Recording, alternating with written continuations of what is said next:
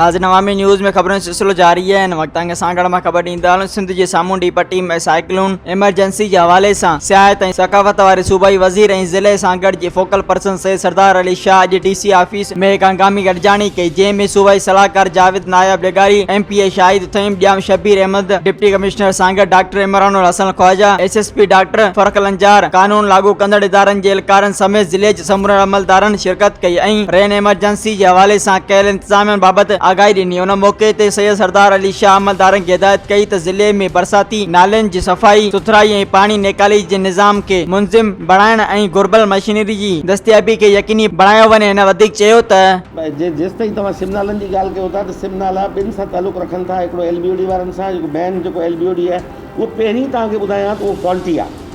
जॾहिं हिननि ठाहियो हो उन वक़्तु ई इन डिज़ाइन ते 100 इख़्तिलाफ़ थी चुका आहिनि। LBOD वञे पाणी 6000 क्यूसिक्स जो खणी हिनखे शकूर ढंढ में छॾिणो आहे। हिन छा कयो आहे त उहो 6000 क्यूसिक्स पाणी इहो LBOD पाण पंहिंजा 6000 क्यूसिक्स पाणी खणे, पर जेको समूरे हाकड़ो ड्रेन जो जेको पाणी निकिरणो आहे सागड़ जो हिकिड़ो बेल्ट LBOD थो खणे ऐं हेठियों जेको सागड़ जो हिसो आहे जेको थर सां वञी लॻे थो, इहो सॼो पाणी खणणो आहे हाकड़े ड्रेन खे हिन ऑब्स्ट्रक्ट करे छॾियो अॻियां। जेका शइ ठहिणी उहा ठही वई।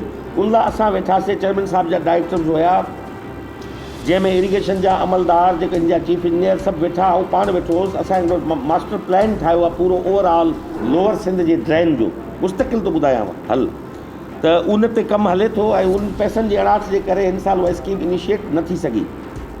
ॿियो जेको तव्हां था चओ त उन जी सफ़ाई जो असां अॼु डायरेक्शन ॾेई छॾियूं आहिनि हिननि खे, LBOD वारनि खे। जाम साहब बि आइडेंटिफाई कयूं, सईम साहब आइडेंटिफाई कयूं, जिते जिते बि आहिनि उन्हनि जूं असां उन्हनि खे डायरेक्शन्स ॾिनियूं आहिनि। हिननि खे चयो आहे मशीनुनि जो बंदोबस्तु कयो। डायरेक्टर नारा केनाल खे त तव्हां ड्रेन जी सफ़ाई कयो, उन जी खाटी कयो त जीअं इन केस पानी जो निकाल जेको वो फिलफोर थी सके। मज़ीद खबरों और तफसीलात के लिए विजिट करें हमारी वेबसाइट www.awamiNewsHD.com।